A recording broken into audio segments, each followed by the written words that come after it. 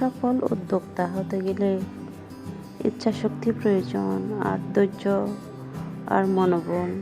Hello everyone, আসসালামু আলাইকুম। আমি ক্রিয়েটিভ বাই ফাহিমা থেকে ফাহিমা বলতেছি। সবাই আশা করি আল্লাহর রহমতে আপনারা যে যেখান থেকে আমার ভিডিওটা দেখতেছেন সবাই ভালো আছেন আশা করি। আজকে আমি একজন কাস্টমারের অনেক কাস্টমাইজ করা ড্রেসে সেলাই শেষে আমি আপনাদের কিভাবে সেলাই করছি, কিভাবে ডিজাইন করছি এদেরকে এই দেখাবো। আপনারা একটু আপনাদের মূল্যবান সময় দিয়ে আমার ভিডিওটা দেখবেন, আর যদি ভালো লেগে থাকে তাহলে আমার চ্যানেলটা সাবস্ক্রাইব করে একটা লাইক দিয়ে কমেন্ট রেখে যাবেন, আপনাদের মূল্যবান মতামত রেখে যাবেন, যাতে আমি আপনারা আমার ভিডিও পাওয়ার সাথে সাথে নোটিফিকেশন আপনাদের কাছে চলে যায়। যারা বাসায় বসে সেলাই কাজ করেন তারা তো সবাই জানেন একজন কাস্টমারের মন জয় করা। উনি এই কাস্টমার আপুটা আমাকে এর আগে অনেক ধরনের সেলাই করতে দিয়েছিল। বেবি ফ্রক সেলাই করতে দিয়েছিল, বালিশের কাপড় সেলাই করতে দিয়েছিল, আরও কামিজ সেলাই করতে দিয়েছিল। সবগুলা আমার থেকে সেলাই করতে দিয়েছিল।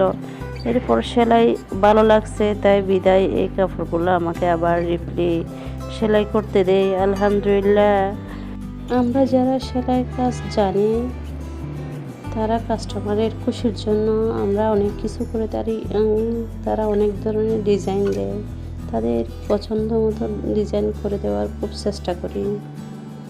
আর যদি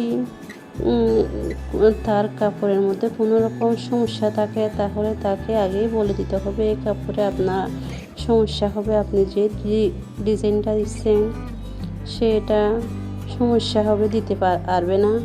এটা আপনাকে আগে থেকে বুঝিয়ে দিতে হবে, কারণ কাস্টমারকে আপনি বুঝালেই বুঝবে আমাকে আগে কেন বলে নাই, এটাই বলবে কাস্টমারকে। আর যেমন এই থ্রি পিসটা আমি সেলাই করার সময় ওনাকে প্রথমে আমি বলছিলাম এটা যদি গের বড় করে দেন তাহলে এটা ঝুলে যাওয়ার সম্ভাবনা থাকবে। তাহলে আপনাকে আগে বুঝতে হবে, কারণ সামনের পাটটা হচ্ছে ভারী, পিছনের পাটটা হচ্ছে হালকা, পিছনের পাটটা ঝুলে যাওয়ার সম্ভাবনা আছে। তাই আমি ওনাকে আগেই বলছিলাম।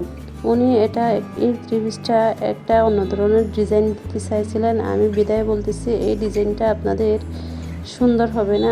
ওনাকে বোঝাতে হবে কাস্টমারকে, আপনাকে যে উনি যদি ডিজাইন দেন, উনি যদি কাপড়ের যদি আমরা সেলাই কাজ করি তাই বোঝাতে হবে ওদেরকে।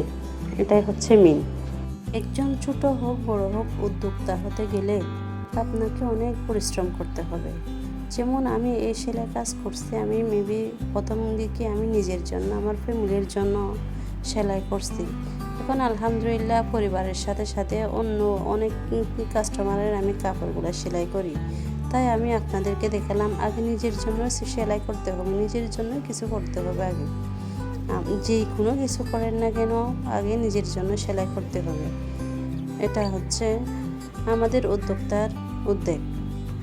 আপনি তো উদ্যোক্তা হতে চান, নাকি চাকরিজীবী হতে চান, নাকি আপনি গৃহিণী হতে চান, নাকি আপনি নিজের জন্য কিছু করতে চান, এটা আপনাকে বেছে নিতে হবে। আমি এই কাজ নিয়ে পারদর্শী তাই আমি এই কাজটা বেছে নিলাম। তাই আমি এই সেলাইয়ের কাজ আমি টুকিটাকি আমি কাপড় নিয়ে আসি। যেমন আমি থ্রি পিস নিয়ে আসি, ওয়ান পিস নিয়ে আসি, বেবি ফ্রক আমি নিজেই সেলাই করি, আর টু পিসও নিয়ে আসি, গজ কাপড় আছে, অনেক ধরনের আমি টুকিটাকি কাজ করি।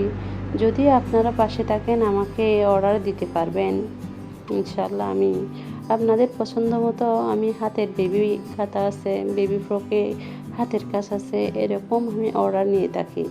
যদি আপনারা দূর দূরান্ত থেকে অর্ডার দেন তাহলে আমি অর্ডার নিয়ে কাজ করে আপনাদেরকে ইনশাল্লাহ পৌঁছে দিতে পারবো। আপনাদের পছন্দ মতো কাস্টমাইজ ড্রেসগুলো হচ্ছে অনেক নিখুঁত হয়, অনেক সুন্দর হয়, অনেক মজবুত হয় সবগুলা।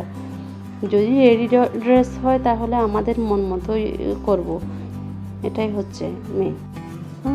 পরিশেষে বলবো আমার এই কাজগুলো কেমন লাগছে আপনাদের প্লিজ কাইন্ডলি কমেন্টের মাধ্যমে জানাবেন। যদি ভালো লাগে থাকে আমার চ্যানেলটা, তাহলে সাবস্ক্রাইব করে আমার পাশে থাকবেন।